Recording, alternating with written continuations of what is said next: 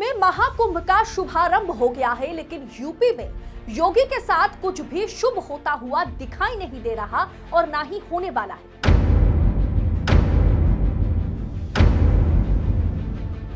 दरअसल महाकुंभ के बाद दिल्ली दरबार योगी का पत्ता साफ करने का प्लान बना चुके हैं, जिसके लिए मोदी शाह ने अपने सैनिकों को मैदान में उतार दिया है। दोस्तों, आपको 2024 लोकसभा चुनाव के दौरान ही बताया था कि अगर मोदी जी तीसरी बार के लिए प्रधानमंत्री बनते हैं तो 6 से 8 महीने के भीतर योगी आदित्यनाथ का पत्ता साफ हो जाएगा। यानी योगी को ठिकाने लगाने के लिए मोदी और शाह जी जान लगा करके काम कर रहे हैं और कर चुके हैं। बस महाकुंभ खत्म होने की देर है। क्या प्लान बनाया गया और मोदी शाह के किन किन करीबी नेताओं को मैदान में उतारा गया, बतलाऊंगी आगे आपको डिटेल में, तो आखिर तक वीडियो में बनी रहिए। दोस्तों, पहला नाम है आशीष पटेल। योगी कैबिनेट में मंत्री हैं, पत्नी है अनुप्रिया पटेल, मोदी कैबिनेट में मंत्री, और दोनों ये हिट कपल जो है ना, मोदी शाह के बहुत ही करीबी माने जाते हैं, मोदी शाह के नजदीकी माने जाते हैं। अनुप्रिया पटेल के पति आशीष पटेल योगी कैबिनेट में मंत्री होने के बावजूद भी दिल्ली दरबार के साथ सबसे ज्यादा करीबी रिश्ता उनका है। एक तरह से मोदी शाह की स्लीपर सेल होगी योगी कैबिनेट। आशीष पटेल ने यूपी के सीएम को चुनौती देते हुए अब ये कह दिया है कि वो अब डरते नहीं हैं। डरते वो लोग हैं जो कुछ गलत करते हैं, जो गलत नहीं करते वो डरेंगे नहीं। ऐसे में अगर सीएम मुझे हटाना चाहते हैं तो हटा दें, मैं इस्तीफा नहीं दूंगा और मुझे किसी में दम भी नहीं है कि वो मुझे हटाए। वो क्यों ऐसा बात करते हुए नजर आ रहे हैं? और योगी आदित्यनाथ इस तरह के बयान कोई और नेता देते हैं तो तुरंत चुटकी में उन्हें हटा देते हैं, लेकिन आशीष पटेल को क्यों नहीं हटा पा रहे हैं? वजह यह है कि दिल्ली का हाथ या मोदी शाह का हाथ जो है वो आशीष पटेल के सर पर है। अब दोस्तों, उन्होंने ये भी कहा कि जो एसटीएफ है, जो सीएम योगी आदित्यनाथ के अंडर में काम करती है, स्पेशल टास्क फोर्स, ये इनमें अगर हिम्मत है तो ये मेरे खिलाफ कार्रवाई करें, मेरे सीने पर गोली मार दे, और अगर इनमें ताकत है तो मेरे सीने पर गोली लगाएं। मैं चुनौती देता हूं, मैं किसी से डरने वाला नहीं हूं, मैं इस्तीफा देने वाला नहीं हूं, और किसी में हिम्मत है तो मुझे हटा करके दिखाएं। ये बात योगी कैबिनेट के मंत्री तब कर सकते हैं, कह सकते हैं, जब दिल्ली का हाथ उनके सर पर हो, जब दिल्ली की सपोर्ट, दिल्ली की ताकत उनके पीछे हो। दोस्तों, इस पूरे विवाद में केंद्रीय मंत्री अनुप्रिया पटेल की भी एंट्री होती है। अनुप्रिया पटेल वैसे भी योगी के खिलाफ और मोदी के ज्यादा चहीते माने जाते हैं। उन्होंने भी इस दौरान जमकर निशाना साधा योगी सरकार पर। उन्होंने कहा कि उनके पति के खिलाफ षड्यंत्र रची जा रही है, लेकिन वो इस षड्यंत्र में डरेंगी नहीं, इसका मुंहतोड़ जवाब दिया जाएगा। चाहे एसटीएफ कितना भी उनके पति के खिलाफ काम करे, योगी सरकार काम करे, इन षड्यंत्रकारियों को वो कहीं ना कहीं मुंहतोड़ जवाब देंगी। जिसके बाद योगी ने उन्हें अपने घर पर बुलाया, यानी आशीष पटेल को, अपने कैबिनेट मंत्री को, और साफ तौर पर नसीहत दी कि इस तरह की बयानबाजी अब सरेआम मत दिया।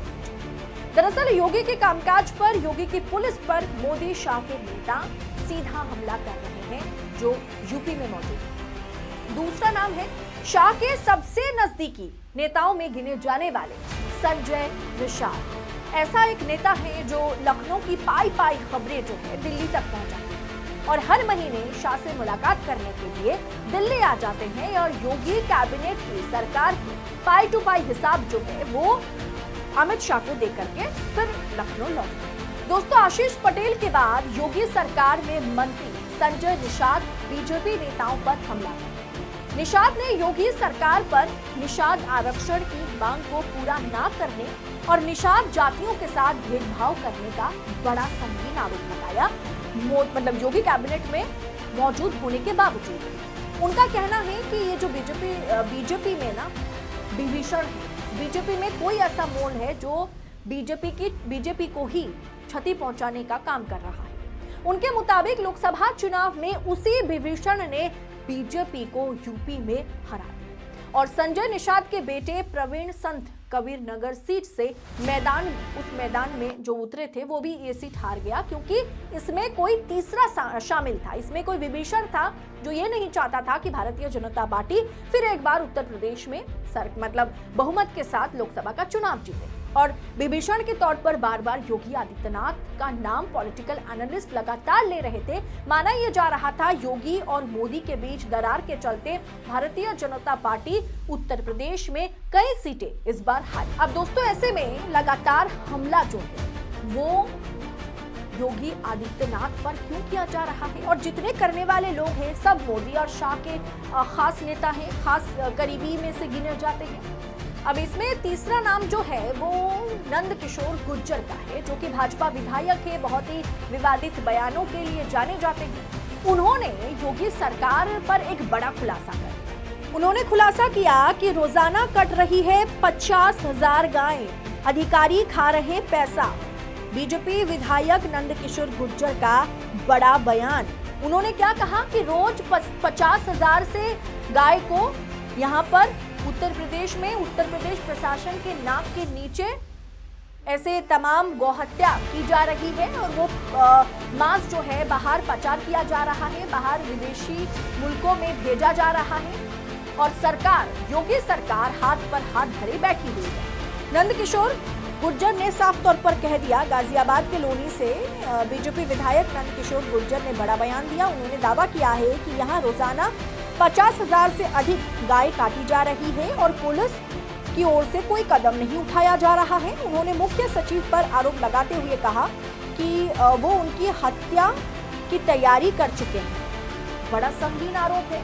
भाजपा के खुद जो विधायक हैं और बड़े विवादित बयानों के लिए जाने जाने वाला ऐसा एक विधायक योगी सरकार पर, योगी प्रशासन पर इस तरह की टीका टिप्पणी करते हुए नजर आ रहे हैं। बात सच है झूठा है ये तो बात की बात है, लेकिन इस तरह की टीका टिप्पणी या इस तरह का खुलासा ये दर्शाता है कि भारतीय जनता पार्टी उत्तर प्रदेश में पूरी तरीके से टूट चुकी है।